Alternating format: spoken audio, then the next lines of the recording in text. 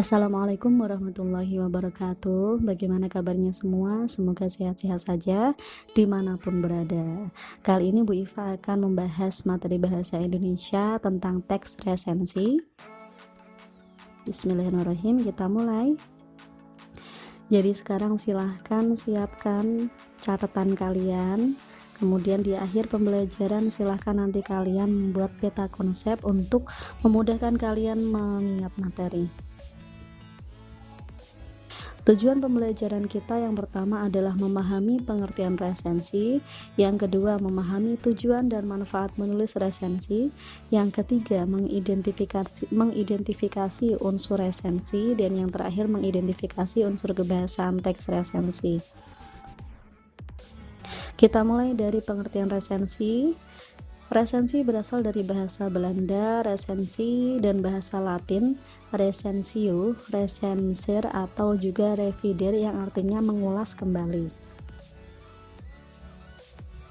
Bisa disimpulkan bahwa resensi adalah kegiatan membaca, memahami, menganalisis, mengevaluasi, dan mengungkapkan keunggulan serta kelemahan sebuah buku atau sebuah karya sastra sebagai informasi untuk orang lain. Itu menurut Sitepu tahun 2013. Tujuan resensi yang pertama tentunya untuk mengetahui kelebihan dan kekurangan buku. Yang kedua, memberikan gambaran kepada pembaca atau calon pembaca. Yang ketiga, tentunya bisa juga digunakan untuk masukan kepada penulis. Yang keempat, mengetahui latar belakang buku tersebut diterbitkan atau diciptakan. Dan yang kelima, bisa digunakan untuk menguji kualitas buku dan membandingkan terhadap karya sastra lainnya.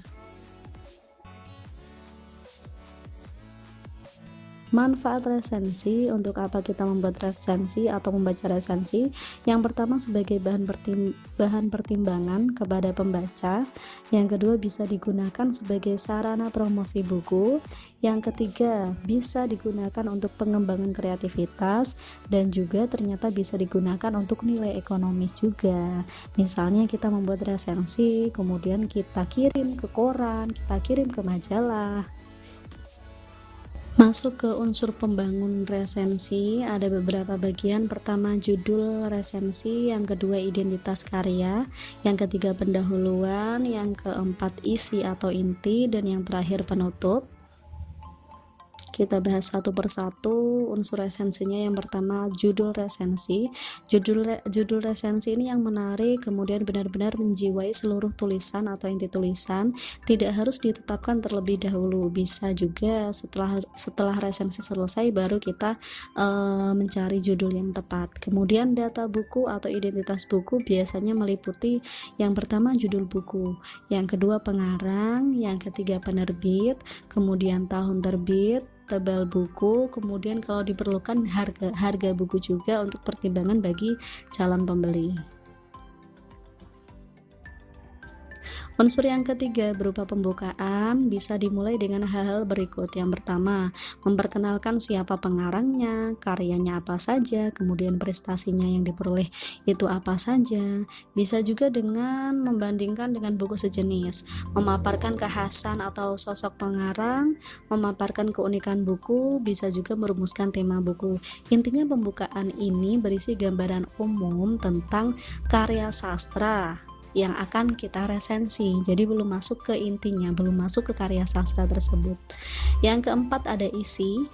Isi ini bisa berupa sinopsis, bisa berupa ulasan singkat, dan tentunya yang tidak boleh ketinggalan harus ada keunggulan dan kelemahan buku. Kemudian yang kelima ada bagian penutup. Isinya berupa saran atau pesan dari penulis resensi. Contoh resensi novel, silahkan diperhatikan.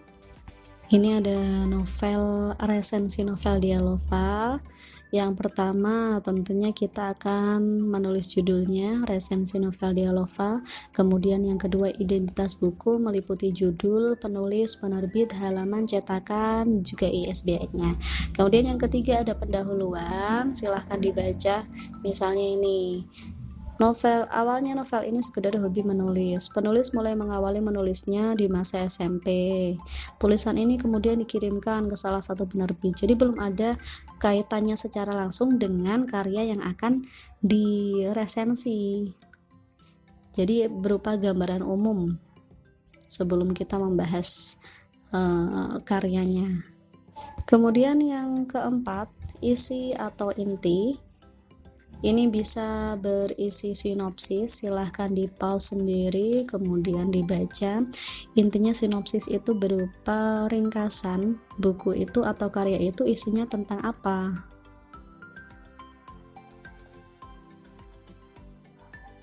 Kemudian tetap di poin nomor 4, setelah sinopsis harus ada kelebihan, harus ada kekurangan. Kalau di sini kelebihannya penulis benar-benar jelas menggambarkan suasana hati.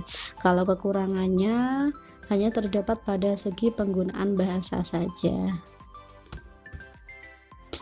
Dan yang terakhir penutup tadi bisa berupa saran, bisa juga berupa simpulan dari penulis resensi itu sendiri. Kita masuk ke unsur kebahasaan teks resensi. Jadi kaidah kebahasaan atau unsur kebahasaan yang biasanya digunakan dalam teks resensi ada beberapa. Yang pertama konjungsi penerangan, yang kedua konjungsi temporal, pernyataan saran, dan konjungsi penyebaban.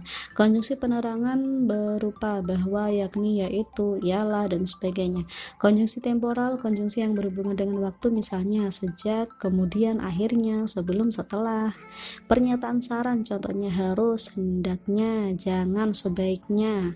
Kemudian konjungsi penyebaban misalnya sebab, karena. Nah, sekian materi resensi kali ini. Silahkan buat peta konsep agar materi resensi dapat lebih mudah kalian pahami. Selamat belajar. Jika ada pertanyaan silahkan tinggalkan pesan di kolom komentar, atau kalian bisa juga mencari tambahan informasi dari sumber lain. Sekian, semoga bermanfaat. Wassalamualaikum warahmatullahi wabarakatuh.